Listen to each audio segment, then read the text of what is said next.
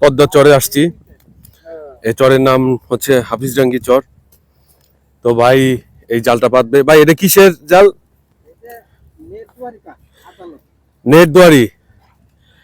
এটাতে কি মাছ উঠে? ইসা মাছ, বাইলা মাছ, চান্দা মাছ, গুড়া মাছ। ভাই কি দুয়ারি পাততেছেন এটা? এটা হলো নেট দুয়ারি কয়। নেট দুয়ারি না? ও বড় উঠাবে না? কাটতে দিবে না? মাছ কি পরিমাণ পড়বে এখানে? মাছ এখন বেশি এটা পড়ে না, 1-1.5 কেজি হয় আর কি। দুয়ারি আছে কয়টা? দুয়ারি আছে হলো 21টা। ও 21টা দুয়ারিতে 2 কেজি মাছ হয়। 2 কেজি হয় না, 1.5 কেজি 1 কেজি এরকম হয় না? তাতে কত টাকা বিক্রি করেন? 1500-1600। তাহলে তো প্রতিদিন 1500-1600 ইনকাম আছে। যাক ভালো, আলহামদুলিল্লাহ। এটা দিয়ে কি আপনাদের সংসার চলে নাকি অন্য কাজ করেন? অন্য জাল আছে। ও আপনি মাছ ধরা এলো যে কাজ? ওনার মূল পেশায় হচ্ছে হলো মাছ ধরা। পেশায় এলো মাছ ধরা। এক কথা হলো জেলে।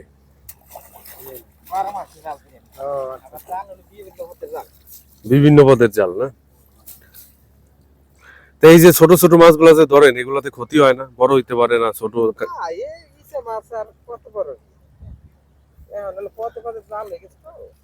তাই না? বন্ধুরা দেখতে পাচ্ছেন, এটা হচ্ছে চায়না দুয়ারি। এটা দিয়ে হচ্ছে চিংড়ি মাছ, বাইলা মাছ, ছোট ছোট মাছ ধরে। একটা দেশীয় পদ্ধতি। এই যে জালের একটা অংশ। উনি এখন এটা পাতবেন আর উঠাবেন হচ্ছে কালকে সকালে। তাতে ওনার 2 কেজি, ভোরবেলা উঠাবেন না? তাতে ওনার 2 কেজি মাছ ধরা পড়বে আমি আশা করতেছি।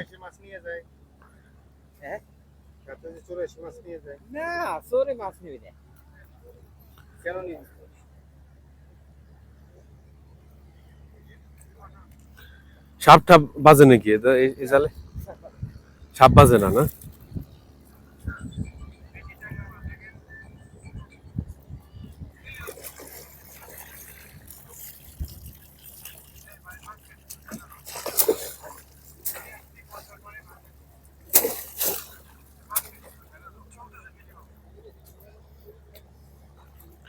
মাছ ধরার একটি অন্যরকম দেশীয় উপায়, যে উপায়ে শর্টকাটে নদীর পাড়ে বা চরেই মাছ ধরা যায়।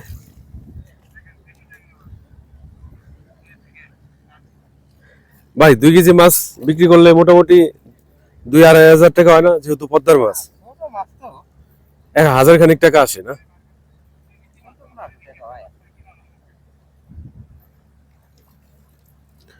এই পাশটা পদ্মা নদী ভাঙতিছে। ভাঙনের মুহূর্তেই ভাই জেলে উনি মাছ সংগ্রহ করেন এবং এটা দিয়েই ওনার জীবিকা নির্বাহ করেন। তাহলে জাল পাতা শেষ? এই তো শেষ। ওনার জাল পাতা শেষ। ধন্যবাদ। আপনার নাম কি? আমার নাম হলো ইদ্রিস। ইদ্রিস। বাড়ি তো এই জায়গায় না? হ্যাঁ, ইদ্রিস শেখ না?